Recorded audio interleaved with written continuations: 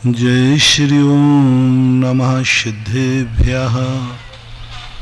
जय श्री ओम नमः सिद्धेभ्यः। सर्वमंगलमांगल्यं सर्वकल्याणकारकं प्रधानं सर्वधर्माणां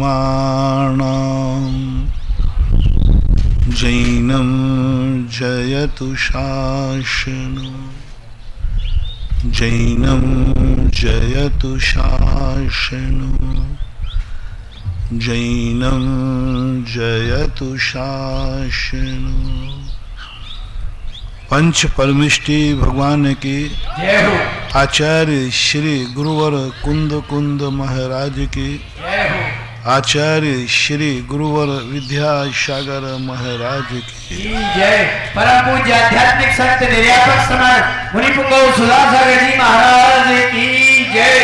मुनि संघ की जय। धर्म सभा की ओर से पूज्य गुरुदेव की चरणों का धार्मिक दृष्टि से अथवा भगवान की दृष्टि से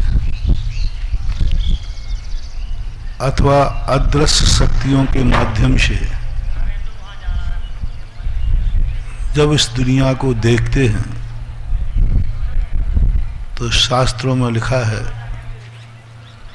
कि दुनिया का सबसे सुखी आदमी कहाँ मिलेगा। सबसे ज्यादा सुखी आदमी कहाँ मिलेगा? 84 लाख योनियों में। इस सभी के शास्त्रों में लिखा है, जैन हो अथवा वैष्णव, जो भारतीय दर्शन है उन सब दर्शनकारों ने, संतों ने, भगवंतों ने लिखा है कि 84 लाख योनियों में सबसे सुखी जीव यदि कोई है तो उसको मानव कहा, मनुष्य कहा। देवताओं से भी कहा कि तुमसे ज्यादा सुखी यदि कोई है दुनिया में तो मानव है। देवता इसलिए मानव का दर्शन करने के लिए निकलते हैं। हम साधु संत तो भगवान के वचनों की पर्याय हैं।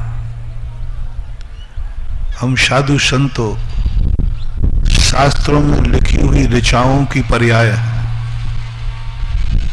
हम साधु संतों जो शास्त्रों में लिखा है उसे हम लोग जीते हैं, अनुभव करते हैं। तुम लोग शास्त्रों में पढ़ते हो और हम लोग शास्त्रों को पढ़ते नहीं, शास्त्रों को जीते हैं, अनुभव करते हैं। तुम राम की, श्री राम की कथा पढ़ते हो, हम श्री राम की कथा जीते हैं। तुम पढ़ते हो कि रामचंद्र जी कैसे पैदल चलते होंगे। रामचंद्र जी बताते अयोध्या से पैदल निकले, नंगे पैर निकले,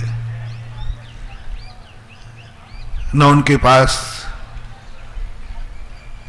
कल के खाने की व्यवस्था थी, न रहने की कोई व्यवस्था थी। ये सब बातें तुम लोग सुनते हो। जब राम कथा होती ना, राम कथा, तब रामचंद्र जी का अरण्य कांड जब पढ़ते हैं तो अच्छे अच्छे लोग रो पड़ते हैं। किष्किंधा कांड पढ़ते हैं तो वहां अलग अनुभूति होती है। सुंदर कांड पढ़ते हैं तब थोड़ा तुम्हें राहत मिलती है, क्योंकि सुंदर कांड में तुम जिन इच्छाओं को पाने के लिए जी रहे हो उन इच्छाओं को वो जी रहे थे। अयोध्या कांड पढ़ते हो तो अच्छा लगता है, लेकिन अयोध्या कांड का उपसंहार फीका लगता है। पूरे रामायण के प्रत्येक कांड मैंने पढ़े। रामायण एक रंगारंग कार्यक्रम, कहीं वैभव की चरम सीमा तो कभी वैभव का एक अंश भी वहां नहीं है। जहां सुख का सर्वोच्च सिंहासन, उसी रामायण में दुख का संपूर्ण धरातल, दुख का धरातल। रामचंद्र जी एक ऐसे मर्यादा पुरुषोत्तम, हमारे देश के एक व्यक्तित्व महान आत्मा हुए, भगवत रूप लेकर जन्मे, भगवत पद उन्होंने प्राप्त किया। वैष्णव दर्शन मानता है कि वो भगवान का रूप जन्मे थे, जैन दर्शन मानता है कि वो भगवान हो गए, यानी कुल मिलाकर के वो दोनों को मिला दो ना, भगवान थे। और भगवान के रूप में आज भी वो शाश्वत अविनाशी रूप से उस संपूर्ण सृष्टि के सर्वोच्च शिखर पर बैठे हुए हैं। जैन पुराणों में भी यही है। रामचंद्र जी, हनुमान जी आदि ये सब तीन लोक की सर्वोच्च शिखर, जो सर्वोच्च पद है, सिद्ध परमिष्टि का पद कहलाता है, उस पद को वो सुशोभित कर रहे हैं, उस पद पर वो बैठे। चलो वो तो अपनी भावी कहानियां हैं, कभी मिलेंगे तो अपनी भी रामचंद्र जी से भेंट होगी। मेरी तो होगी, तुम्हारी तो नहीं, मैं कह नहीं कहता। क्योंकि मैंने सुना है कि नीतियों में जब सबका रास्ता एक हो तो मंजिल भी एक होती। उनका रास्ता और मेरा रास्ता एक ही है, तो मिलन क्यों नहीं होगा? हो गए। रास्ता अलग हो तो मंजिल भी अलग होती। तो वहां पर जब देखते हैं दुनिया को तो बड़ी विचित्र दिखती है। लोग देख करके रो पड़ते हैं। रामचंद्र जी जैसा दुखी दुनिया में कोई नहीं था। ओवन वाले भी नहीं है। कम से कम तुम्हारे पास एक गांव तो है।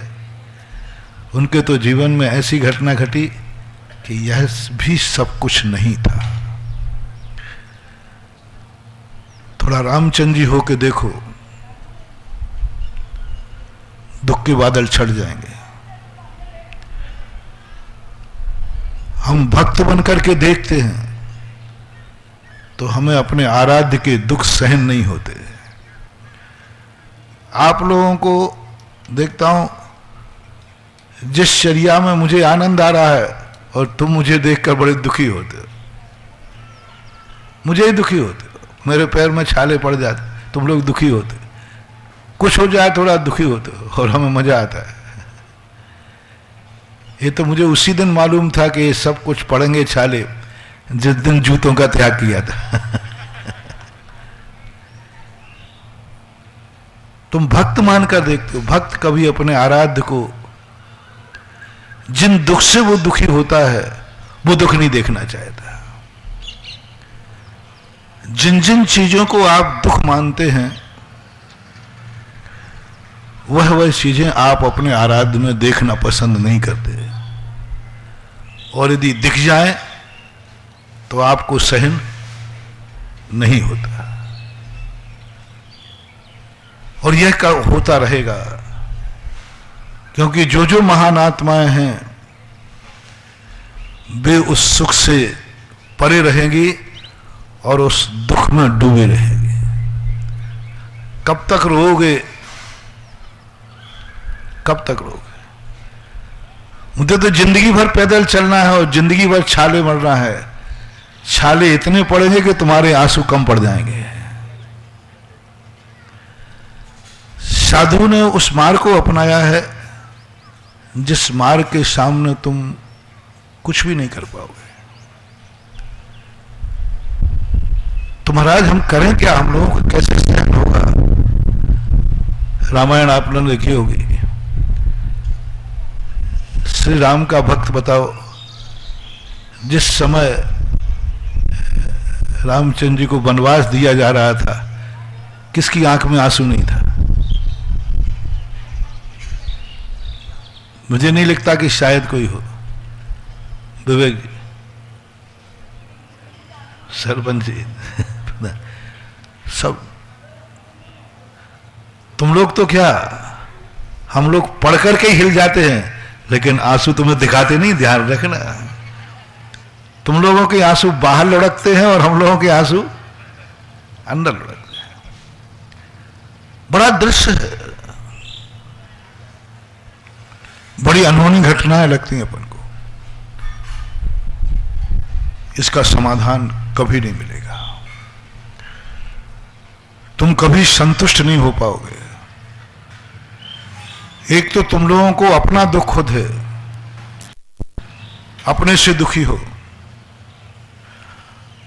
अपनों के दुख से दुखी हो, और तीसरा दुख है कि जिनको तुम पूछते हो उनके दुखों से दुखी हो।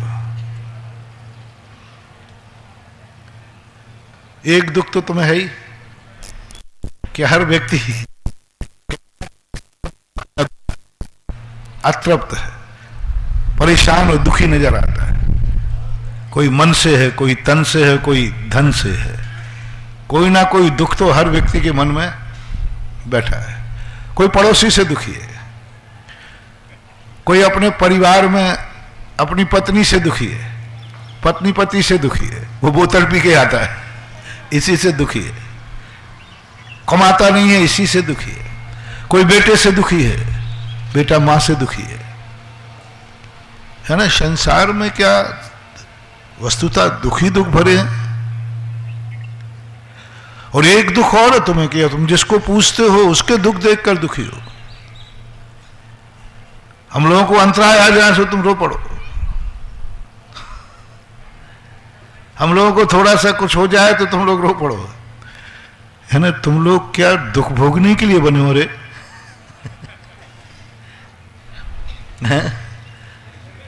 आप अपने आप से दुखी, अपने परिवार से दुखी, और आपने आस्तिक क्या बन गए? आप श्रद्धालु क्या बन गए? आपने एक दुख को निमंत्रण दे दिया कि आप भगवान के दुखों से दुखी हो। कम से कम नास्तिक व्यक्ति दो ही दुख उठाता है, एक स्वयं का दुख और एक परिवार का दुख। भगवान का दुख उसे होता ही नहीं, क्योंकि भगवान को मानते नहीं। मैंने सोचा कि जब ये दुख है और भगवानों के महान आत्माओं पर दुख आएंगे और तुम दुखी होगे, फिर भी आज तक कहता है नहीं, 300 दुख और आ जाएं तो भी हम हर व्यक्ति के दुख में शामिल होंगे। भगवान का दुख तो और कौन सी बड़ी चीज है। मानवता की सबसे बड़ी निशानी है कि हर व्यक्ति के सुख में शामिल हो या ना हो, दुख में शामिल हो जाता है। अभी रास्ते में चलते चलते स्मशान घाट से गुजर रहा था। विवेक जी ने कहा, क्योंकि हम लोग नीचे देख के चलते हैं ना, आजू बाजू कम देखते हैं, और नेता नीचे कम देखता है, आजू बाजू ज्यादा देखता है। क्योंकि उसकी आजू बाजू ही जिंदगी है, और हमारी नीचे और ऊपर दो जिंदगियां हैं। नीचे देखूंगा तो किसी को मैं बचाऊंगा, और ऊपर देखूंगा तो कोई मुझे बचाएगा। साधु जब नीचे देखता है तो किसी ना किसी को बचाता है, कोई कीड़ा चीटा मकोड़ा दे, और जब ऊपर देखता है तो स्वयं सुरक्षित होता है। नीचे देखेगा तो जीव सुरक्षित होगा, ऊपर देखेगा तो वो स्वयं सुरक्षित हो जाता है। जब भी मन ऊंचाइयों पर छूता है, जब भी मन ऊंचाइयों का विचार करते हैं, हम बहुत सुरक्षित होते जाते हैं। और जब हम लोग नीचे देखते हैं तो हम लोग नियम से किसी ना किसी की सुरक्षा कर रहे होते हैं। स्मशान घाट बाजा बज रहा था, ओवन की एक खुशी का दिन था। साधु पधारे, तुरंत मैंने भी रोका, मैंने कहा नहीं, बाजा बंद कर दो। जैसे बाजा बंद किया, महानुभाव, जितना तुम्हें अभी मेरे आने की खुशी में उतना पुण्यबंद नहीं हुआ होगा, उतना वो 10 कदम पे बाजा बंद करने से तुम्हें पुण्य का बंद हो गया। तुम मेरे जुलूस में खुशी में शामिल हुए थे और रास्ते में तुम किसी के दुख में शामिल हुए हो। लाखों सुख में शामिल होने पर उतना बड़ा पुण्यबंध हो या नहीं हो, लेकिन एक क्षण को किसी दुख में शामिल हो जाने से इतना पुण्यबंध हो जाता है कि हम जन्म जन्म तक नहीं बटोर पाए। कौन सा आनंद भंग हो गया?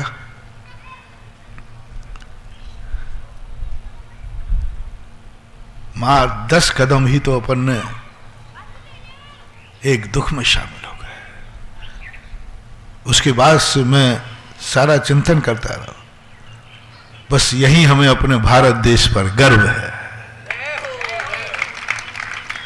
न जान न पहचान, मरा होगा मरते रहे मरते रहते। न शायद ये जानते, इनको भी नहीं मालूम है कौन मरा, मुझे भी नहीं मालूम कौन मरा, बाजू वालों किसी को जान न पहचान। जान पहचान करके तो दुनिया दुख में शामिल हो जाती है, अनजाने के दुख में शामिल हो जाए तो बेड़ा पार हो जाता है। अनजाने के दुख में शामिल हो, जाने के दुख में तो तुम होते हो, मुझे मालूम है। जाने का दुख आ जाए ना तो हमें छोड़ के भाग जाओ। कोई अपना परिचित आ जाए ना तो तुम मंदिर में ही से भाग जाओ, भगवान को छोड़ दो, गुरु को छोड़ दो, और महाराज जी हमारे नहीं। अनजाने के दुख में शामिल होना, ये शिक्षा हमारे महापुरुष उस महाशक्ति ने दी। जंगल से गुजर रहे थे दोनों भाई राम और लखन, बड़े दुखी थे, बहुत दुखी थे। विदेही का अपहरण हो चुका था। एकाएक चलते हुए उन्हें किसी दुखिया की आवाज सुनाई दी, दुखिया की चर्चा सुनाई दी।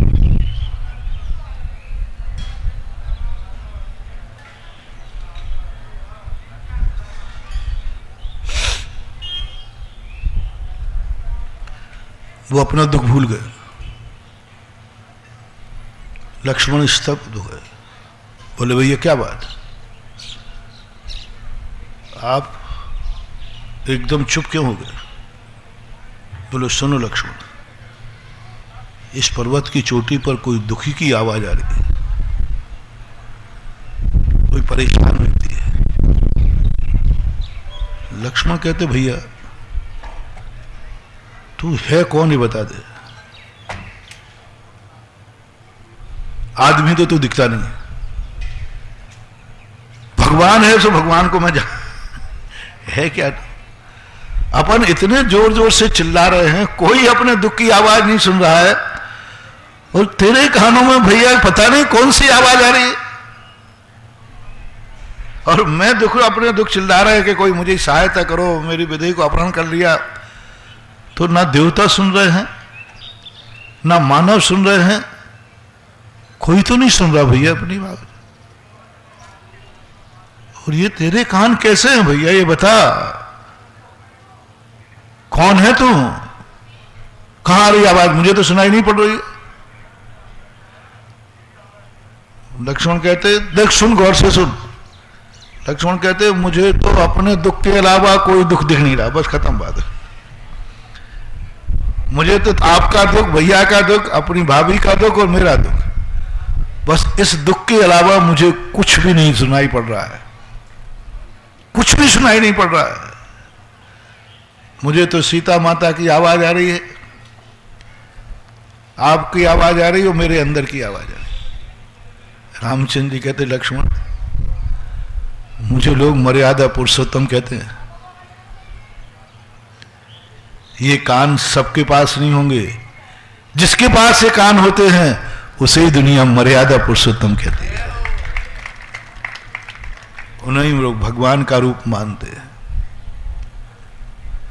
जिन्हें अपने और अपनों के दुख की आवाज भूलकर दूसरे की दुख की आवाज आए, जिससे हमारा कोई संबंध नहीं है, उसी का नाम परमात्मा है, बस समझ लेना। और उसी का नाम परमात्मा का भक्त है। अपनी कोई आवाज कुछ नहीं। लक्ष्मण बहुत बौखला है, नहीं मुझे किसी दुख की आवाज नहीं सुनना। जब दुनिया मेरी नहीं सुन सकती तो मैं दुनिया की क्यों सुनूं? मरे दुनिया तो मरे।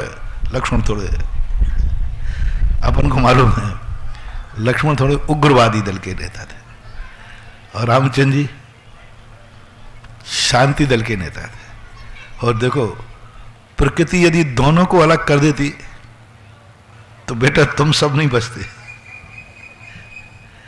यदि राम को लक्ष्मण के साथ और लक्ष्मण को राम के साथ दोनों का ये जोड़ा नहीं मिलाते तो उसी दिन स्वाहा हो गए होते जिस दिन कैकेयी ने, लक्ष्मण उसी दिन निपटा देता सबको। ना अयोध्या बसती, ना अयोध्या वासी बसती।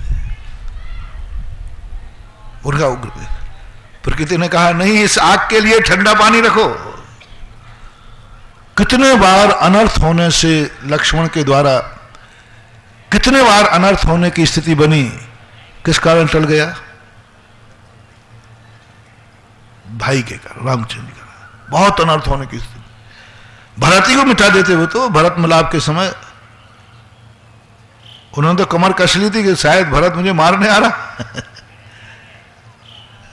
रामचंद्र जी ने कहा नहीं, ऐसा क्यों सोचते हो? तो शायद मिलने आ रहा हो। पर रामचंद्र जी ने उस समय उनको कहा कि देखो, दुनिया तुम्हारी नहीं सुनेगी। क्यों नहीं सुनेगी? जब दुनिया मेरी नहीं सुनेगी तो मैं दुनिया की क्यों सुनूं? तो रामचंद्र जी कहते हैं, सारी दुनिया भगवान मर्यादा पुरुषोत्तम सारी दुनिया है कि तेरा भाई है।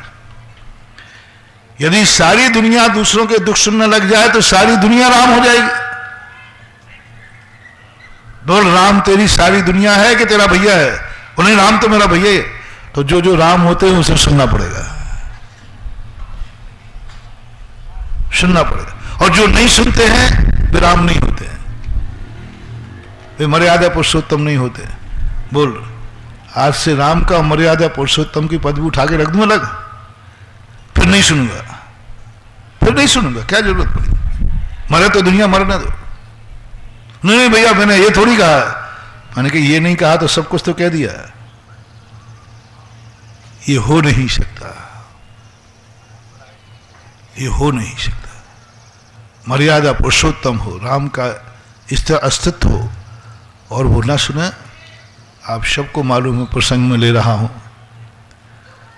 सुग्रीव आदि जो चार थे, सुग्रीव, हनुमान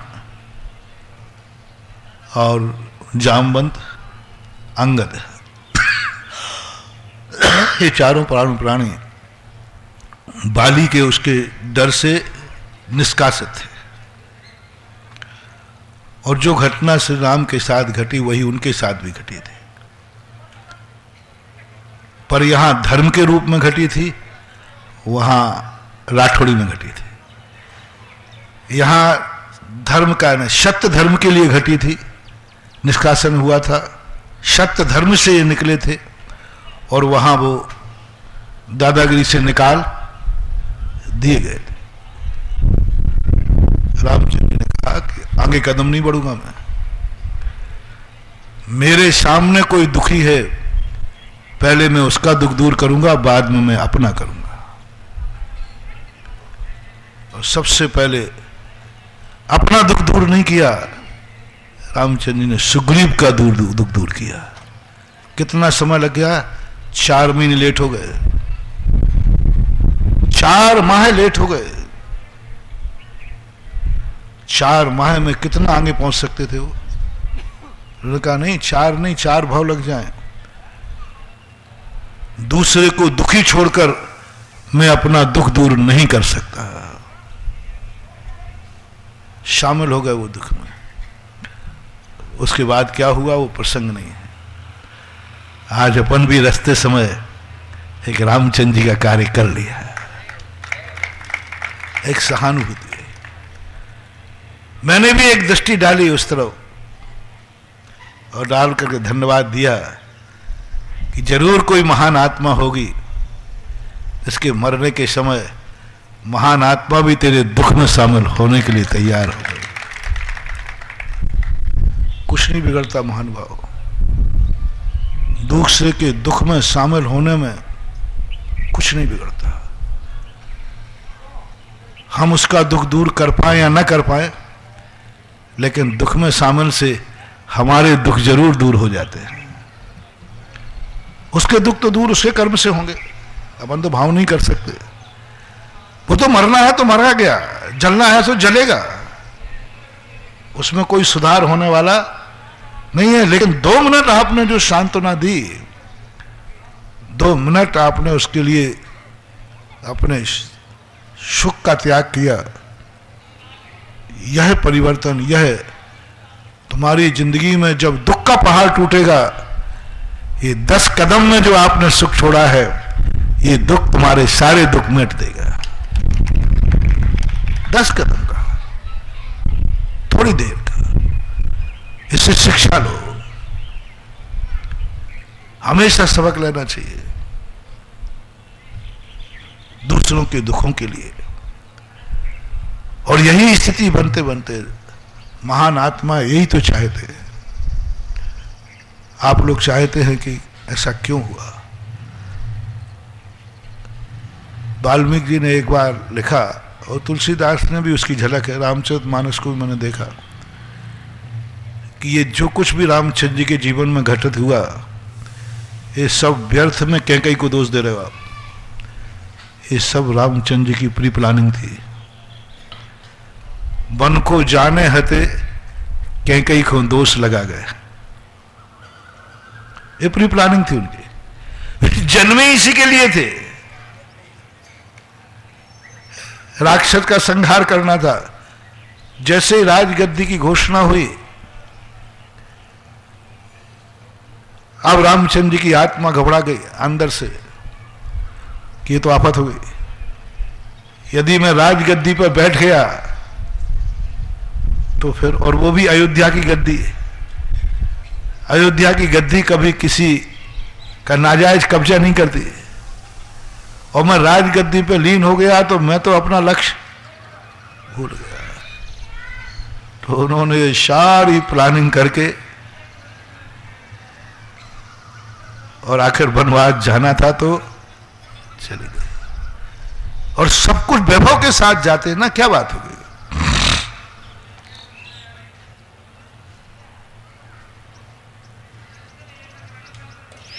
दूसरा पक्ष आप सोचते, वैभव के साथ जाते, अयोध्या की राजगद्दी प्राप्त करके लंका पे चढ़ाई करते,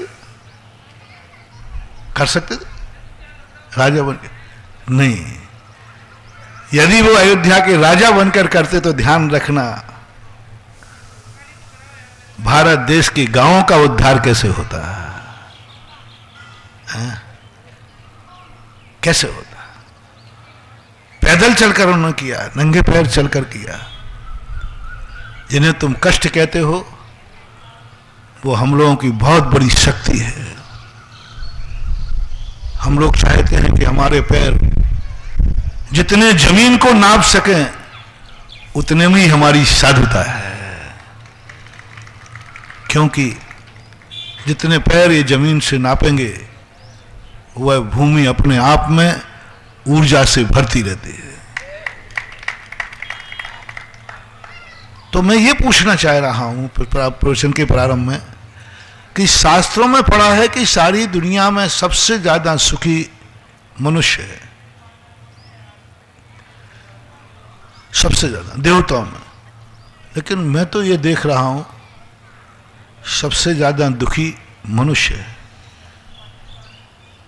हर व्यक्ति से यदि मैं पूछूं कि किसी को कुछ चाहिए हो तो ले लो, मैं आशीर्वाद दे रहा हूं ओवन ग्राम में, शायद अभी मोबाइल चालू नहीं हो जाए ब्याई जी को बुलाने के लिए, आज आओ रे, आज महाराज कुछ यानी हर व्यक्ति कहीं ना कहीं से खाली बैठा है। देने वाले को खोज रहे हो। ओहो, हर व्यक्ति लेने बैठा है,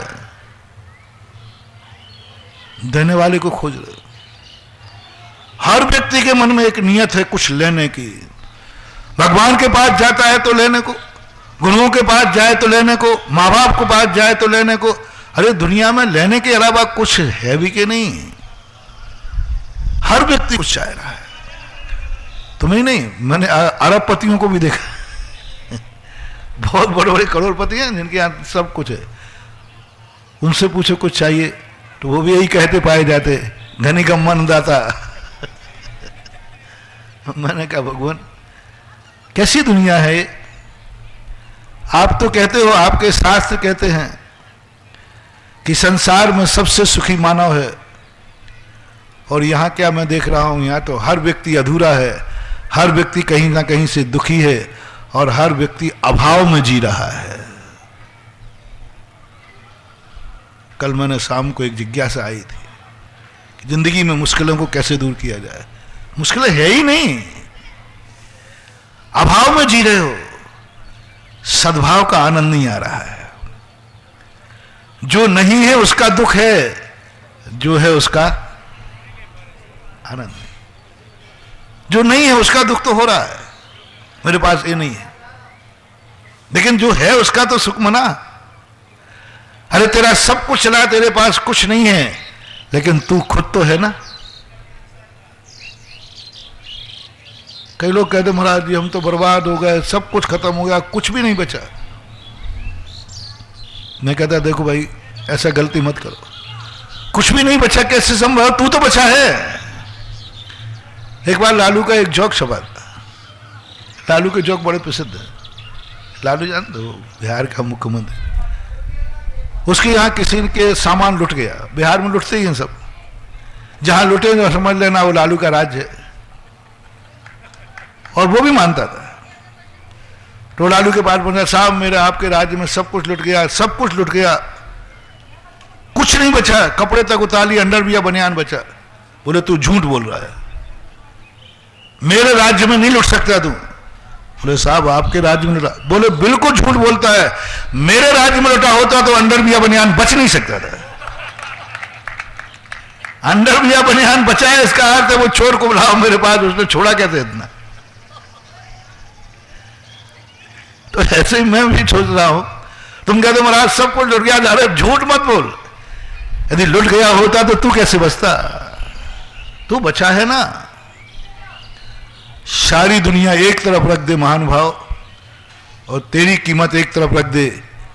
दुनिया की कीमत कम है, तेरी कीमत ज्यादा है। तेरे पास क्या नहीं है, दो आंखें हैं ना, ये आंखें कितने की हैं, कितने में दे दोगे भाई, चलो बोली लगा। दो आंखें कितने में, बोलो भाई, बोलते नहीं हो। ये दो आंखें चाहिए कितने में, 1 लाख में, 2 लाख में, 1 करोड़ में, कितने में देना। दो कान अब गिनते जाना कितने में, जितने में आप बोल रहे हो। जिस जिसकी 2 आंखें देना हो अपनी पर्ची पे लिख के भेजो, इतने में दे दूंगा मैं। 2 कान कितने के, 1 जिह्वा कितने की, ये 2 हाथ कितने के, ये 2 हाथ कितने में दे दोगे, ये 2 पैर कितने के। कंप्यूटर फेल हो जाएगा, करोड़ों के निकलोगे। लाखों चोर ने लूटा है, करोड़ों का तो अभी खुद घर भरा पड़ा बैठा हूं। एक एक किडनी 60-60 लाख की बिकती है, तिजोरी भरी पड़ी है अंदर।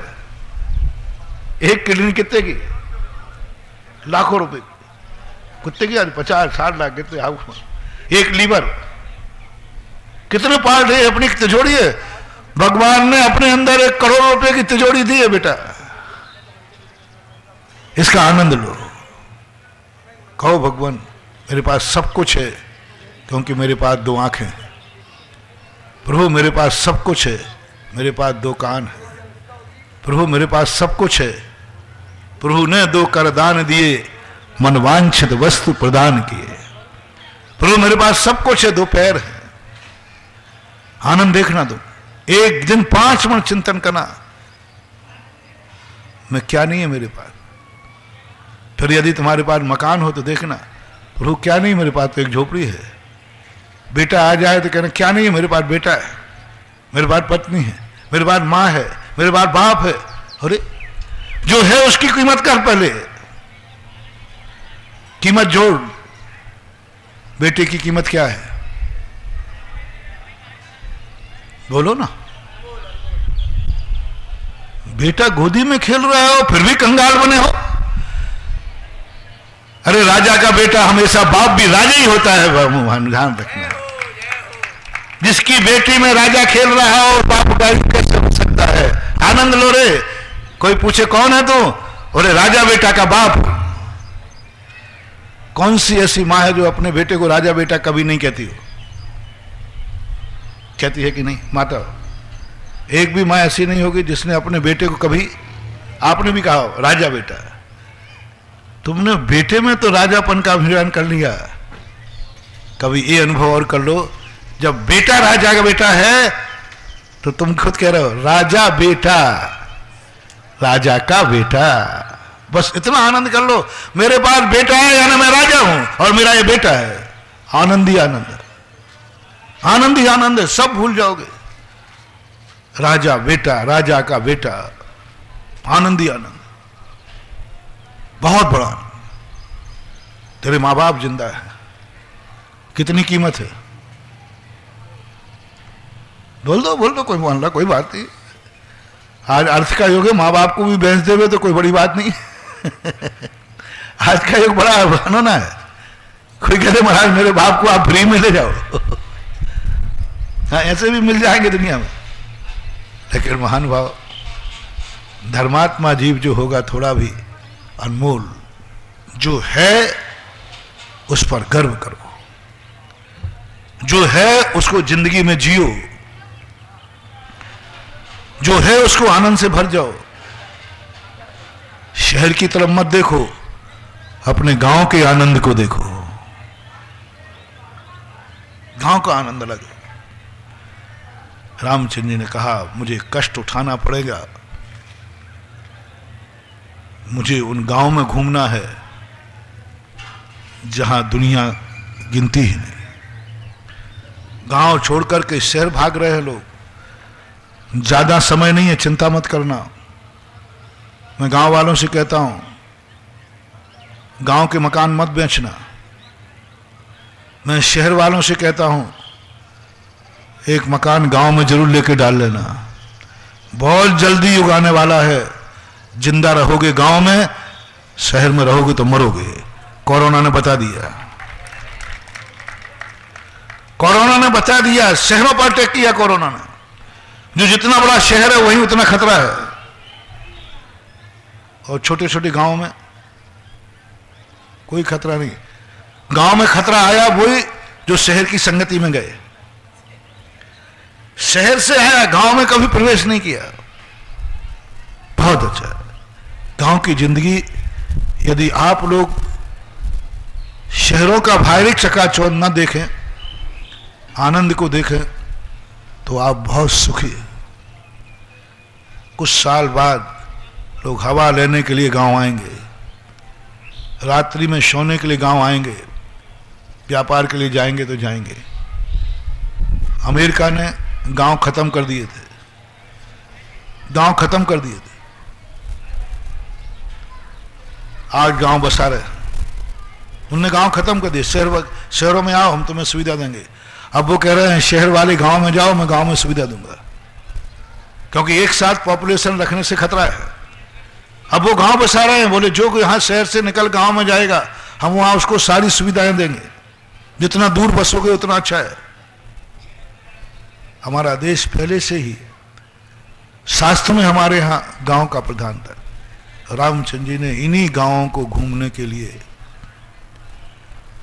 कोई कमी नहीं थी महानुभाव, उनको कोई भी सहायता कर सकता था, कोई भी कुछ भी दे सकता था, लेकिन उन्होंने स्वीकार नहीं किए। रास्ते में बड़े बड़े राजा मिले उनको, बड़े बड़े लोगों ने सहयोग कहा, लेकिन वे रात में उठ के भाग जाते। क्यों भाग जाते थे? वो जानते थे रास्ते में वे लोग भी मिलेंगे जहां तक शायद हम कभी नहीं पहुंच पाएंगे। यदि रामचंद्र जी किसी राजगादी से राज वैभव के साथ लंका जाते तो सबरी का उद्धार होता, उन गांवों का कैसे होता? आप हम लोगों को, मुझे ऐसे ही लगता है, हम लोग, यदि आप लोगों को मुझे कष्ट लगता है ना, हम लोग पैदल चलते हैं चल, तो ऐसा करते हैं कि हम लोग प्लेन से जाया करेंगे। क्या हमारे पास प्लेन की कमी है क्या? अरे भाई, लेकिन प्लेन से तो जाऊंगा, लेकिन प्लेन ओवन गांव नहीं उतरेगा, ध्यान रखना, फिर समझ लो आप। ओवन गांव का कैसे उद्धार होगा? इसलिए प्रकृति ने, धर्म आत्माओं ने कहा नहीं, दुनिया अभाव में जी रही है, तुम सद्भाव को अभाव में बदल दो। तुम्हारे पास है नहीं सो तुम जी रहे हो। और महावीर ने हम लोगों से कहा, तुम्हारे पास सब कुछ है, छोड़ करके इनके समान जी के दिखाओ। जिन जिन के लिए रो रही है वो तुम छोड़ रहे हो। जिस अभाव को तुम चाह रहे रो रहे हो, वह अभाव मैंने स्वीकार कर लिया। तुम अभाव को सद्भाव में बदलना चाहते हो, और हम लोगों ने सद्भाव को अभाव में बदल दिया। तुम चाह रहे हो महाराज जी, यही कहोगे ना, महाराज जी जो कुछ हमारे पास है वो तो है ही, जो नहीं है वो भी आ जाए, फिर को पक्का कहोगे। हर व्यक्ति कहे महाराज ये तो हमारे पास है, पर जो नहीं है वो हमारे पास आ जाए, पड़ोसी का भी आ जाए। आप अपने साधु को देखो, अपने आदर्श को देखो, जो उनके पास है, सद्भाव है, उसको ये अभाव बना डाला। सद्भाव को अभाव बदल दिया। जो था वही भी फेंक दिया, जो था वह भी छोड़ दिया। सब कुछ था, सब कुछ था, तुम्हारे पास तो नहीं था, इसलिए चाह रहे हो तो दुखी हो। और जिसके पास है उसमें संतोष हो जाए तो आधा सुखी, और जो है उसको भी छोड़ दे तो हम जैसा पूरा सुखी। दो तरीका बता रहा हूं। एक तरीका आनंद का बता रहा हूं, जो है उसमें मस्त हो जाओ। मैं जो हूं, जहां हूं, जैसा हूं, खुश हूं। मैं जो हूं, जहां हूं, जैसा हूं, खुश हूं। बड़ा आनंद आएगा। और पूरा आनंद चाहिए है तो जो नहीं है उसकी मुझे कामना नहीं है, जो है उसकी भी मुझे इच्छा नहीं है, उसकी भी मुझे इच्छा नहीं है। अतीत के किए भोगों की स्मृति नहीं, अनागत की कोई अपेक्षा नहीं, वर्तमान में कोई दृष्टि नहीं, सोच नहीं, मात्र एक सोच है। समस्त अभावों में जिंदगी क्या होती है। मैं अभी दैनिक प्रवचन चल रहे थे चौलेश्वर में, अपने आप को इतना असीम कर दो कि तुम्हें किसी की जरूरत ही नहीं पड़े, तुम्हें जरूरत ही नहीं पड़े। तुम लेना छोड़ दो, तुम लेना छोड़ दो, तुम लेना छोड़ दो, दुनिया देने के लिए बैठी है। और तुम लेना करते रहोगे, दुनिया तुम्हारा भी छीन ले जाएगी। बिन मांगे मोती मिले, मांगे मिले। लेने की दृष्टि छोड़ दो, भगवान भी देने उतर आएगा, भगवान भी देने उतर आएगा। और लेने की दृष्टि रखोगे तो कोई तुम्हारे कटोरे में से भी उठा के ले जाएगा। और जब जब हमारे मन में भाव आए मुझे कुछ नहीं चाहिए, वहीं पर जाकर के स्थितियां ऐसी बन जाती हैं कि महान आत्माओं का स्वरूप यही तो है। वे अभाव में जी रहे हैं, अभाव में जी रहे हैं, इतने अभाव में, और सद्भाव से भी आनंद ज्यादा आ रहा है।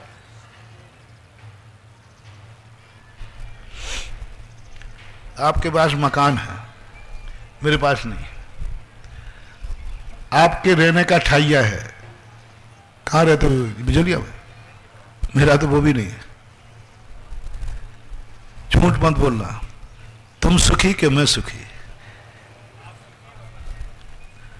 तुम सुखी होते तो मैं तुम्हारे पीछे होता, मैं सुखी हूं तभी तो तुम मेरे पीछे हो।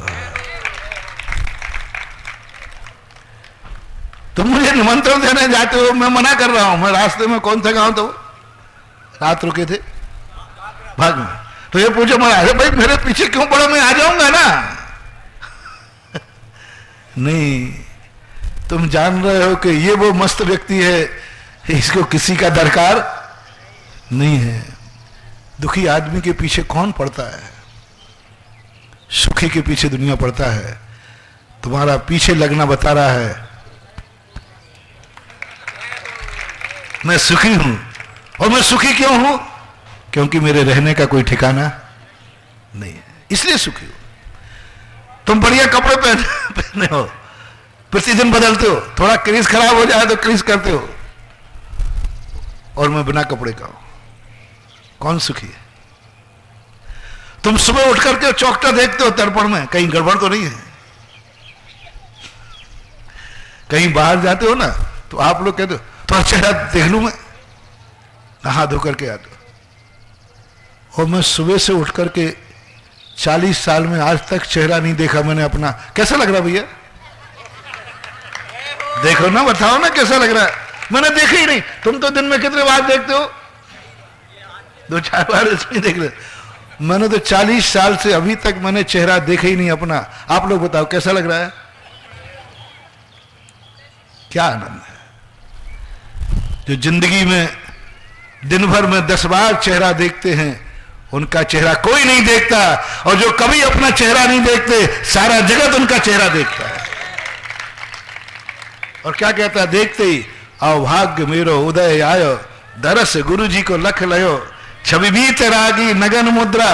क्या आनंद, क्या आनंद है। समझो आनंद कहां है। हमें सुबह उठते ही नहीं लगता कि कहीं मेरा गड़बड़ तो नहीं है, क्योंकि हम होश में सोते हैं, तुम बेहोशी में सोते हो। साधु सोता हुआ भी जागता है। तुम्हें नियम से उठते ही लगेगा कि थोड़ा चेहरा धो लो, चेहरा देख लो, क्योंकि तुम बेहोशी में सोए थे। और साधु सोता है, होश में सोता है, सोता हुआ भी जागता है, सोता हुआ भी मुनि बन के सोता है। उसका मन मुनि रहता है, उसका वचन मुनि, उसकी काया सब कुछ सोच मुनिपन का सोच के हो कहता है। और जो होश में सोता है उसका चेहरा कभी गड़बड़ होते ही नहीं। हम उठते ही में कोई चेहरा धोते नहीं। और सुबह सुबह आप लोग दर्शन करते हो, हमारे कमरे में पानी भी नहीं होता, कुछ होता ही नहीं। जो सुबह उठते उठते देखते हैं, बता दे मैं कैसा चेहरा लगता है। शाम से सवेरे में कोई अंतर दिखता है? तुम तो सुबह भी देखा है, शाम को भी देखा है, क्या अंतर दिखता है? कोई अंतर नहीं। और तुम्हारा सुबह और शाम का वीडियो बनवाऊं? बहुत अंतर है। अभाव में आनंद की अनुभूति, अभाव में दर्पण के बिना चेहरे का आनंद, चेहरे का तेज। चोर की दाढ़ी में तिनका होता है, मन में कालापन होता है तो डर लगता है कहीं अंदर का कालापन चेहरे पर ना आ गया। और जब मन ही स्वच्छ है तो बताते हैं अंदर की जो नीयत होती है वो बाहर सूरत पर झलकती है। सूरत से नीयत पहचानी जाती है और नीयत से सूरत पहचानी जाती है। अभाव की जिंदगी जीने का एक आनंद, अलग अनुभूति होती है। और इस समय ऐसी स्थिति में अपनी जिंदगी को बहुत संभालो। बहुत क्षण मिले हैं, कोरोना ने क्या तबाही मचा दी है, तुम बच गए हो। रोते हुए मत जीना, हंसते हुए जीना। सौभाग्यवान बन के जियो। जो क्षण मिले हैं, शहरों में व्यक्ति को समय नहीं, स्पर्धा के कारण। गांव में कोई स्पर्धा नहीं, गांव में कोई स्पर्धा नहीं। शहरों में स्पर्धा, व्यक्ति शहरों में कोई कमी नहीं है, सबसे बड़ा दुखी है स्पर्धा से। गांव में स्पर्धा नहीं है। गांव में यदि तुम चाहो वही स्थिति बना सकते हो कि तुम्हारे लिए रामचंद्र जी भी अयोध्या छोड़कर गांव में आ सकते हैं। गांव होंगे तब ना, और तुम चाहो तो तुम्हारे पास इतना समय है, इतना समय। भारत सबसे बड़ा, गांव के लोग अपने आप को किसी भी अपेक्षा से गरीब नहीं समझते। गांव में एक अभियान जरूर मैं चलाता हूं, 3 अभियान मेरे गांव में हैं। गांव में जब भी प्रवचन देता हूं, और जब से मैं चौलेश्वर से चला हूं, पहले गांव का मंदिर मुझे अभी तक वास्तु से ठीक मिला, तो यहां के लोग भी ठीक हुए और मेरे प्रवचन देने का भी मन हुआ और समय पे आ भी गया। मंदिर में प्रवेश करते ही कुछ अच्छा लगा, कुछ ऊर्जा है। चाहे भले वो पहले नहीं रहा हो, अब सुधार लिया हो, नया बनाया शायद। बस ओवन गांव की नगर खजूरी वाले भी कर लो, आमलदा वाले भी कर लो, और चौलेश्वर बाबा को भी करा दो। तुम्हारे चौलेश्वर बाबा ही दोष में बैठे हैं, फिर तुम क्यों दोष में नहीं रहोगे। ओवन गांव के मंदिर को शुद्ध कर लिया, बहुत बढ़िया, निर्दोष। खजूरी के इतनी बड़ी समाज मानी जाती थी पहले। यहां से ओवन से कितने घर चले गए बाहर? एक भी नहीं गया। मैंने भगवान से पूछा तो मैंने, भगवान कितने घर भगा दिए? तो उन्होंने कहा कि तू मुझे देख ले कि मैं भगाने वाला हूं। मैंने कहा नहीं, आप भगाने वाले नहीं दिखते हो। मैंने कहा मैं पूछूंगा, बोलो पूछ लेना। और ये बात भगवान ने कही थी, ये बात तुमने कह दी। मैंने दर्शन करते हुए मेरे भाव आया, इस गांव से शायद कोई भगा हो, इस गांव में आएगा, भगेगा नहीं इस गांव से। और खजूरी से जो है वे भी भगने की जुगाड़ में, क्योंकि तुमने बैठा नहीं भगवान को ऐसे है। जब उनकी ही दृष्टि बाहर नहीं निकालोगे, तुम सुरक्षित कैसे रहोगे? आमलदा की यही दशा है, सब बड़े बड़े लोग भाग गए। आमलदा की भी यही स्थिति है, चौलेश्वर पारसनाथ की भी यही स्थिति है। अब धीरे धीरे ठीक हो रही है, तो सब कुछ ठीक होना है। चौलेश्वर को तो मैं संभाल लूंगा, तुम लोगों को कौन संभाला है? संभाल रहा हूं, चौलेश्वर को तो संभल जाएंगे, बहुत अच्छी तरह समझेंगे और जल्दी समझेंगे। लेकिन हम इतने दिन का बिगाड़ ऐसे जल्दी थोड़ी ठीक हो जाएगा, टाइम तो लगेगा। लेकिन खजूरी और आमलदा का मंदिरों का जो दोष है, ये जितने जल्दी हो सके उतने जल्दी हटाना चाहिए। और आप कोई बड़ा मंदिर नहीं बनाया इन्होंने, बहुत छोटा सा मंदिर है। छोटा सा है लेकिन दुरुस्त है, अच्छा है, एनर्जी है, ताकत है, शगुन है, शगुन। तो मेरे गांव के लिए 3 अभियान होते हैं। पहला अभियान है, अजैन लोग भी बैठे हैं, प्रधान जी भी बैठे हैं यहाँ के। एक अभियान गांव के लोग चलाए, गाय को अपने खूंटे पे मरने दें। जो गाय दूध न दे वो ओवन गांव के बाहर नहीं जाना चाहिए, बस जाए तो अभी गौशाला तक भेज देना, कसाई को मत बेचना। 5 बार दूध पी करके बूढ़ी गाय जब दूध नहीं देती है तो आप 1500 रुपए में भैंस देते हो। 1500, ज्यादा में नहीं बिकती, ज्यादा में नहीं बिकती। एक कसाई से मैंने पूछा, मैंने कि तुम गायों का धंधा क्यों करते हो? बोले महाराज इससे सस्ता धंधा क्या होगा। मैंने मतलब बहुत 98 की घटना है, सीकर की बात है। मैंने भाई क्यों करते हो तुम गायों के मारने का धंधा, और कोई धंधे नहीं कर सकते हो क्या? उन्होंने कहा महाराज इतना सस्ता धंधा कोई दूसरा है ही नहीं। मैंने क्यों? उस समय उसने बताया था, आप लोग के जो हिंदू है ना, ये गाय का दूध पीने के बाद जब गाय देना बंद करती है तो हमें 500 रुपए में दे देती है, और हम इस गाय को काटकर 7000 रुपया कमाते हैं। बोलो दुनिया में ऐसा कौन है, इससे बड़ा, इससे अच्छा धंधा बता दो आप कौन सा है। मैंने सोचा मुझे नहीं मिला कि पूंजी 500 और इनकम 7000, उसका मांस, उसकी हड्डी, उसकी चमड़ी, उसने गिना दिए सारे। 2-3 हजार की तो चमड़ी है महाराज, इसमें 3-4 जोड़ी के जूते बनते हैं। फिर मांस का उसने गिनाया, हड्डियों का गिनाया, 5-7 हजार रुपया का गिना दिया। मेरा दिल हृदय हिल गया। मुसलमान, वो कसाई बहुत समझदार है, हम हिंदू मूर्ख हैं। हम हिंदू मूर्ख हैं, अपन सब मूर्ख हैं, आप सब मूर्ख हो, मेरे भक्त सारे मूर्ख हो। सब भगवान का नाम लेते हो, राम का नाम लेते हो, गाय की बात करते हो। 500 रुपए की गाय और सामने वाले को 6,500 रुपया कमाने का मौका देते हो आप। इसका अर्थ ही नहीं कि तुम काटने लग जाना, ये नहीं कह रहा हूं, ये कह रहा हूं 500 रुपए में मत बेचो रे। तुम रूखा खाओगे तो वो भी खाएगी। जिस दिन तुम्हें खाने नहीं बचेगा वो भी खाने नहीं देना, मरने देना। जिस गाय का दूध पीते हो उस गाय को बेचने वाला 100 भवों तक मां के बिना अनाथ होगा। 100 भवों तक अनाथ हो गए। मां तो मिलेगी लेकिन मां का दूध नहीं मिलेगा, जन्म देते ही मर जाएगी। पहली बार तो मां मिलना ही मुश्किल है, मिल जाए तो मां का दूध नहीं मिलेगा, क्योंकि तुमने गाय का दूध पी करके और बाद में गाय को क्या किया, कसाई को। आप बताएं भैया, बिना दूध दी हुई गाय कोई खरीदेगा किस लिए? सत्य का निर्णय करना। बिना दूध वाली गाय तो कोई खरीदेगा वही दूध के लिए। बिना दूध वाली गाय खरीदे क्यों खरीदेगा? नियम से काटने के लिए खरीदेगा। पागल है क्या वो 500 रुपया तुम्हें दे जाए?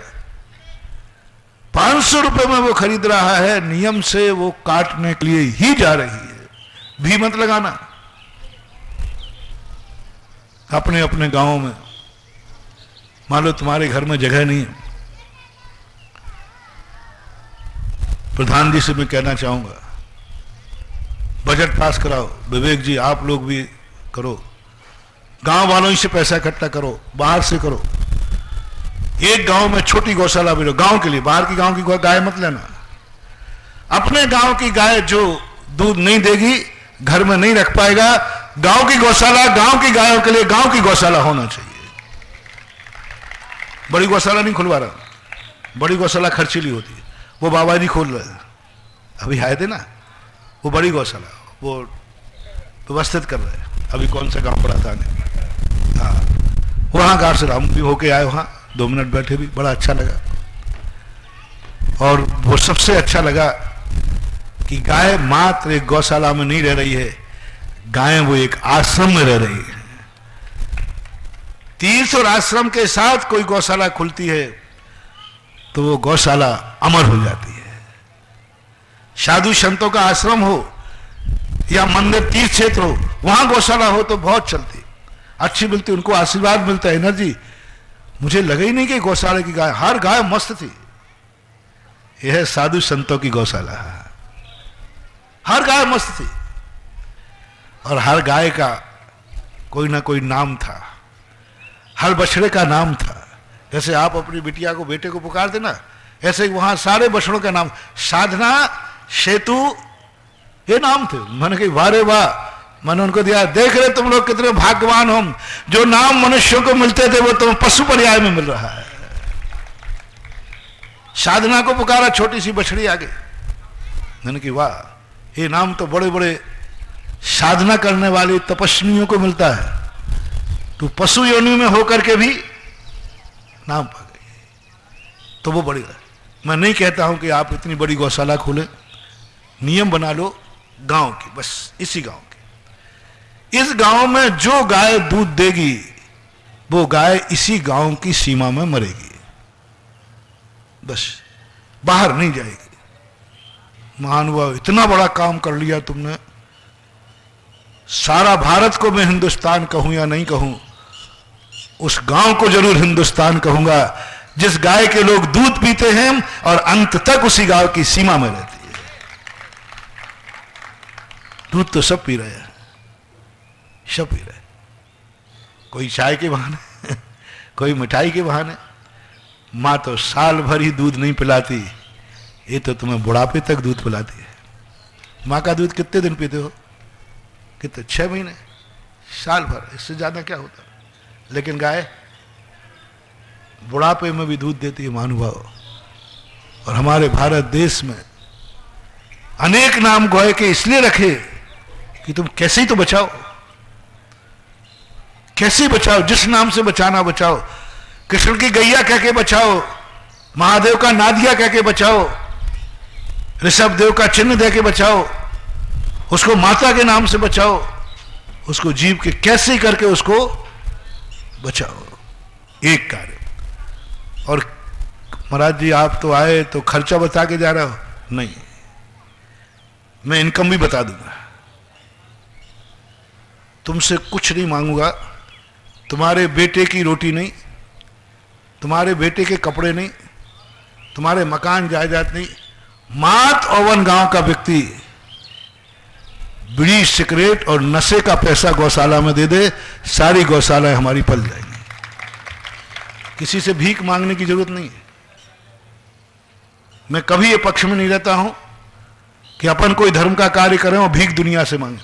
मैंने पहले ही कहा अपन कोई अमीर नहीं, गरीब नहीं है। ओवन गांव कोई गरीब नहीं है। कितनी जनसंख्या है? 2000 घर जनसंख्या। 2000 लोगों में गरीब कहूं, कम से कम 1000 लोग होंगे जो दिन भर में कितना धुआं उड़ा करके फेंक देते हैं। 1000 लोग तो मान लो, 50%, ज्यादा ही मानो, गांव है 1500 लोग मान लो। कितने मजदूर हैं जो पैसे कमाए? मुझे यही तरस आता है। इनके पास शराब पीने को पैसा है, बच्चे को पढ़ाने का पैसा नहीं है। शराब पीने का पैसा है, गौ माता को बचाने के लिए पैसा नहीं है। मात्र अकेला मां तुम्हारी रोजी रोटी नहीं। श्री राम जो जहर है, शराब पीते हो, नाली में पड़ते हो, घर में जाकर माँ बाप, माँ को, पत्नियों को, सबको पीटते हो, बच्चों को पीटते हो। अनर्थ ही अनर्थ है। बड़ी सिगरेट में धुआं उड़ा दे, कोई तुम्हें ताकत नहीं आती बंधु। मूर्ख मानते हैं सारी दुनिया। और ये कार्य आप माता, आप जो गौ माता का है, जो हिंदुस्तान का सच्चा हिंदू है, सच्चा हिंदू है, वो आज गाय के नाम से नशे का त्याग करेगा और या गाय का दूध पीने का त्याग करेगा। मेरे घर में गाय का दूध नहीं आएगा ना बच्चों, 2 में से कोई बात नहीं। है कोई माई का लाल जो ये कह दे आज के बाद हमारे घर में किसी को गाय का दूध नहीं आएगा, भैंस का दूध? भैंस गाय एक ही मानना, नहीं तो तुम भैंस गाय बकरी सब एक ही है। हमारे घर में कोई दूध नहीं आएगा। हमारे वंश में दूध का त्याग है। कोई हाथ उठा रहा? और वो व्यक्ति हाथ उठाए जिसने कभी दूध नहीं पिया हो, दूध का बना हुआ सामान नहीं खाया हो, दूध नहीं पिया हो, दूध का बना सामान नहीं खाया। कोई एक आध तो बताओ रे। एक भी मुल्ला नहीं बैठा है। अरे मुल्ले से भी मैंने पूछा, मैंने कि तुम गायों का काटते हो, यदि असली मुसलमान हो तो कहो कि ना मैं दूध पीऊंगा ना दूध की बनी हुई कोई चीज खाऊंगा। मां का भी दूध दूध ही है। मां का खून पियो, दूध मत पियो। बोले नहीं दूध तो पिएंगे। तो मैंने कि बस इतनी सी मैं कह रहा हूं, जिस दूध को पीते हो और देने वालों की कत्ल मत करो। जब एक भी इस गांव में ऐसा नहीं है जिसने कोई दूध की बनी वस्तु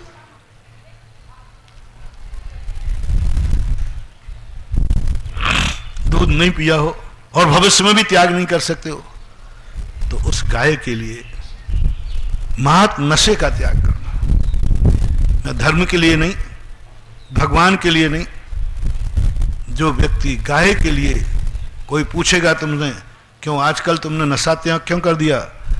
बोले एक साधु के कहने पर मैंने गाय के लिए नशा का त्याग किया है। ये गाय तुम्हें 100 भवों तक वरदान देगी रे। गाय के लिए तूने नशे का त्याग किया? अरे गाय तो वो चीज है जिसके लिए लोगों ने प्राण भी त्यागे हैं। क्या त्यागे भाई? प्राण भी त्यागे हैं, राज्य भी त्यागा है। पुराण कथाओं पढ़ो, राज्य त्याग दिए, धन दौलत त्याग दिए, द्वारकाधीश जैसा ग्वाला बन गया। नारायण पद पे अवतरित भी गायों के लिए क्या बन गए? कृष्ण जी ग्वाला बन गए। जिनके रक्षा के लिए प्राण भी त्यागे जाते हैं, और मैं क्या त्याग करा रहा हूं? नशा। बोलो महानुभाव, इस 2000 की बस्ती में जितनी गायें बिना दूध की हैं, वे गायें जितना यहां नशा होता है उतने में पल जाएंगे कि नहीं? ऐसी पलेगी कि कुछ पूछो मत। थोड़ा जगाओ, अभियान जगाओ और गायों को बचाओ।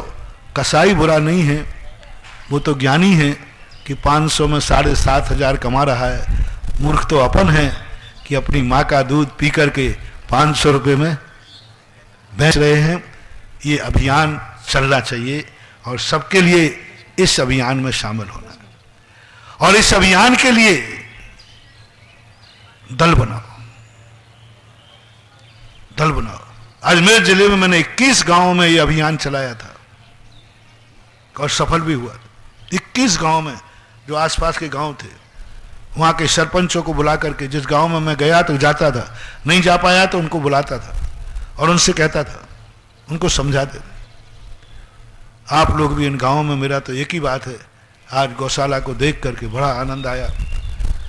हमारे गुरुजी भी यही कार्य करते हैं। 2 लाख गायें हमारे गुरुजी के संरक्षण में पल रही हैं, वे जो दूध नहीं देती हैं। दूध तो तुमने पी लिया, पाल हम लोग रहे। दूध तो तुम लोगों ने पी लिया। अभी ज्ञानोदय में, नारेली में 1000 गायें हैं। आमा को वहाँ एक अलवर के अंदर 30 क्षेत्रों पर मैं इस प्रयास कर रहा हूँ जहाँ जगह हो सकता है कभी सफल हो तो चौलेश्वर में भी ऐसा उपक्रम हो जाए। वो आगे की बात है, क्योंकि अभी चौलेश्वर में बाबा जी को जगह नहीं है। तो करो, प्रयास करो, थोड़ा सा करो, बहुत छोटा करो। बिल्कुल बाहर गांव की एक गाय भी मत लेना। अब अपने गांव की सीमा, जैसे वोटर लिस्ट की सीमा होती है, पंचायत की सीमा होती है, ऐसे गांव की सीमा बना लो। हम दूसरे गांव की नहीं करेंगे, यहां जगह की कमी नहीं है। और मुझे तो लगता है, तुम्हारा अपमान नहीं कर रहा हूं, यदि यहां इतना खुला मैदान है कि यदि हर घर एक दिन गायों के लिए श्री कृष्ण के समान ग्वाला बन जाए, एक दिन के लिए। कृष्ण जी कितने सालों तक ग्वाले रहे? एक दिन के लिए उन गायों को मैं चराने ले जाऊंगा। इतने खेत है, इतने स्थान है, जंगल है, गांव में जंगलों की, एक दिन का ग्वाला बनना है। तो भी मुझे दिखता है कृष्ण जी तुम्हारे प्रसाद से प्रसन्न नहीं होते हैं रे, तुम्हारे जयकारों से प्रसन्न नहीं होते हैं रे, वे अपने नाम से खुश नहीं होते हैं रे। राधे श्याम अपन कहते रहे, महावीर अपन कहते रहे, कुछ नहीं होता। महान आत्माएं नाम से नहीं, काम से खुश होती है। एक दिन का तुम ग्वाला बन गए और तुमने वो दिन याद रखा, प्रभु ज्यादा तो शक्ति मेरी नहीं थी, जो कार्य आपने जिंदगी भर किया वो कार्य मैंने एक दिन करता हूं साल में। 2000 घर समाज है, 365 का भाग मान लेंगे, साल भर में 2 दिन पढ़ेंगे, 3 दिन पढ़ेंगे। एक दिन गायों की जाके सेवा करो, जो भी सेवा कर सको। एक दिन का ग्वाला बनो। वो दिन 1-2 साल में ईमानदारी से निभाया, वो दिन आपको सिद्ध हो जाएगा। जिस दिन आप ग्वाला बनो, उस दिन आप पे कोई संकट आए और फिर श्री कृष्ण को याद करना, मेरा दावा है श्री कृष्ण की छाया तुम्हारे पास होगी। नाम भी तुमने कभी नहीं लिया, कोई फर्क नहीं पड़ता। साधु संत और भगवान नाम के भूखे नहीं होते। राम को भी मरा कहने वाले भी तर गए। कहना था क्या और कह दिया क्या, कोई फर्क नहीं पड़ता। क्या फर्क पड़ता है? उसमें भी मां और रा है, इसमें भी रा और मैं आगे पीछे तो किया, बेचारे ने किया क्या बताओ भैया। इसमें राह आगे था, उसमें राह पीछे कर दिया, कोई फर्क नहीं पड़ा। हम लोग तो बहुत उदार होते इस मामले में। काम करो, कुछ अच्छे काम करो, कुछ ऐसे काम करो। और आज जो गौशाला है बाजू में आपके, उस गौशाला को भी जो अपने जीवन को उसको बना सको वो भी रखने को तैयार हैं। लेकिन वो तो एक ठीक है, सेंट्रलाइज हो गया। जैसे सरकार होती है, सेंट्रल गवर्नमेंट, स्टेट गवर्नमेंट, फिर पंचायत, फिर गांव, ऐसे अपनी गौशाला हो, सेंट्रल गौशाला, स्टेट गौशाला और अपनी खुद की गौशाला, खुद की गौशाला। और यदि ये भी तुमसे ना बने तो जिसने जिस गाय का दूध पी लिया है, उस गाय को आज ही जाकर उस गाय के संकल्प में करना, हे गौ आज मेरी आंखें खुल गई, मैंने तेरा दूध पिया है, अंतिम अर्थी भी तेरे मेरे घर से ही निकलेगी। बस कर लेना मानो, जो तुम्हारे पास सूखा हो सूखा उसको खिला देना। और तुम भूखे सो तो मां भूखी सोएगी तो तुम्हें अभिशाप नहीं देगी। मां कभी जानती है कि बेटा भूखा है तो मुझे कहां से लाएगा, पर बेचो मत बस। क्योंकि हम लोग थक चुके हैं सरकारों से विनती कर करके, सरकारें कुछ नहीं सुन रही हैं। वे तो अंतर्राष्ट्रीय दबाव में हैं। हमारे गुरुजी ने मांस निर्यात के संबंध में एड़ी चोटी एक कर दिया। हमने भी बहुत प्रयास किया, भैरव सिंह शेखावत की पूरी ताकत लगा दी। उन्होंने कहा महाराज हम लोग नहीं कर पाएंगे, हम लोग राजनीतिक हैं, नहीं कर पाएंगे, कोई सरकार सुनने वाली नहीं है। तुम कहो कि मोदी जी महाराज बोल्ड प्रधानमंत्री है, इस मामले में मैं नहीं समझ पा रहा हूं कि वो भी कुछ कर पाएंगे। क्योंकि अंतर्राष्ट्रीय दबाव इस प्रकार का है कि यदि उनका दबाव पड़ जाए तो हमें सारे नियम वापस लेना पड़ते हैं, क्योंकि हम उनके कर्जदार हैं। हम उनसे इतने दब चुके हैं कि वे जो कहें हमें वो करना पड़ता है। वो कहें दंड बैठक लगाओ तो हमें लगाना पड़ती है। वो कहें मांस निर्यात बंद नहीं करोगे तो नहीं करेंगे, गाय का पाबंदी नहीं करो। आज हम कठपुतली बन चुके हैं। कितने कार्यों में हमारा भारत आज भी परतंत्र है, परतंत्र है। हम स्वतंत्रता का कानून नहीं बना पा रहे हैं, स्वतंत्रता की आजादी नहीं जी पा रहे हैं। स्वतंत्र देश होकर के भी स्वतंत्रता, क्योंकि हम दबाव में हैं, विदेशियों के दबाव में। सब जान रहे हैं कौन क्या कर रहा है। आप चीन को देखिए, सबको मालूम है कि ये महाबीमारी में उसका किस प्रकार से हाथ की स्थितियां हैं, लेकिन उसके बावजूद भी हम कुछ नहीं कर पा रहे क्योंकि उसके दबाव में है। वो एक आवाज उठा देगा, सारा विश्व को आईसी करना पड़ेगा। अब मात्र एक ही उपाय रह गया कि हम अपने भक्तों को जरूर जगा सकते हैं। सरकार से कसाई खाने तो बंद नहीं करा सकते, लेकिन गायों को गौशाला में बंद करा सकते हैं। ये उपाय हमारे हाथ में क्योंकि इसमें कानून की जरूरत नहीं है, इसमें सरकार की जरूरत नहीं, भक्त और भगवान के बीच का संबंध है। बस ये अंतिम हमारा पुरुषार्थ है। सरकार के पुरुषार्थ में थक जाने के बाद हम भक्तों के दरबार आए हैं, हम गांवों के दरबार आए हैं, क्योंकि गाय गांव में है, शहरों में नहीं। गाय कहां है? गांव में है, और गांव में ही गायों को हम बचाएंगे। ये मान के चलना ओवन वालों, आज तुम्हारे दरवाजे श्री कृष्ण का रूप लेकर मैं आया हूं, और उनकी गायों का बचाने का उन्हीं के मुख से, मुख मेरा था, आवाज उनकी थी, उनकी आवाज को मैंने अपने मुख से कहा है। और यह कार्य करो, बहुत बड़ी चीज हो जाएगी। समय आपका हुआ, और सबके लिए बहुत बहुत आशीर्वाद। महावीर भगवान की जय। बोलो परम पूज्य मुनिपुंगव सुधासागर जी महाराज की जय। सभी लोग यथावत बैठे रहेंगे।